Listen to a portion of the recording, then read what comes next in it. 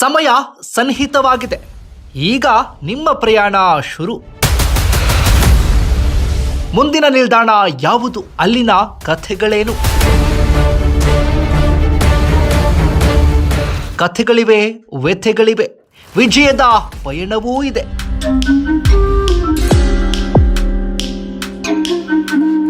ಪ್ರತಿ ಹೆಜ್ಜೆಯೂ ಒಂದು ಹೊಸ ಪಾಠ, ಪ್ರತಿ ನಿಮಿಷವೂ ಹೊಸ ಮಾಹಿತಿ. ನಿಮ್ಮ ಸುತ್ತಮುತ್ತಲಿನ ಲೋಕವನ್ನೇ ಹೊಸ ದೃಷ್ಟಿಯಿಂದ ನೋಡಿ. ಒಂದು ಪಯಣ, 1000 ಅನುಭವ.